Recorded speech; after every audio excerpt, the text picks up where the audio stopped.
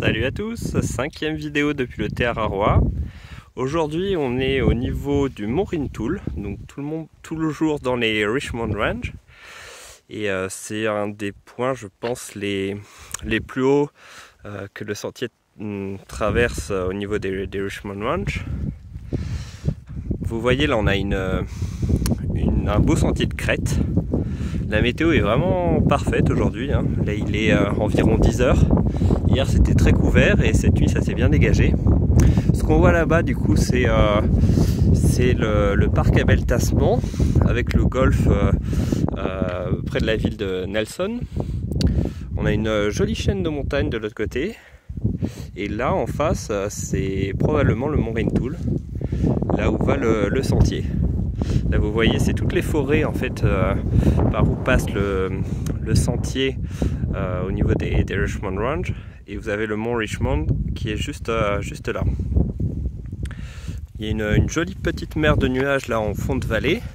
Là on est dans la direction de Blenheim, et comme vous pouvez le voir il y a quelques sommets enneigés plus au sud, donc je pense que ça va être assez challenging pour la suite de la rando. Donc là on va poursuivre un peu. Pour accéder en fait au Mont Rintoul, il conseille en fait d'y aller vraiment avec une belle météo, parce que le chemin d'accès est pas forcément évident, il y a des éboulis à traverser. Vous pouvez le voir ici, il y a toute une portion en fait d'approche qui est assez complexe à réaliser. Et ce qu'on voit en bas là en fond de vallée, je sais pas si vous voyez sur la vidéo, c'est la Old Man Hut, là où j'ai dormi cette nuit. C'était parfait, il y avait un petit poêle et tout, donc j'ai pu faire du feu, faire sécher les affaires, ravitailler en eau, donc une très très bonne nuit, ce qui a permis aussi de ne pas ranger la tente ce matin et de partir un peu plus tôt. Donc là on est sur la ligne de crête, hein.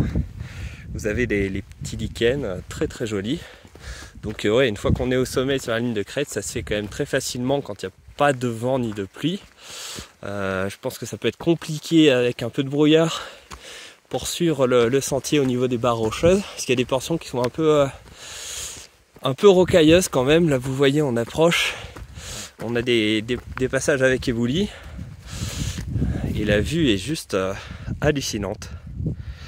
Ah, ça fait vraiment très très plaisir d'être ici, même si c'est pas forcément évident tous les jours, notamment quand il y a la pluie et quand la température descend bas. Mais alors qu'est-ce que c'est beau!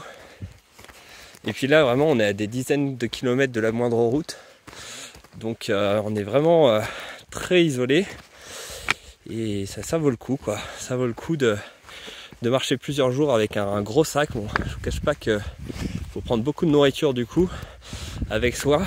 Là j'avais 10 jours d'autonomie, donc je suis parti avec une trentaine de kilos sur le dos.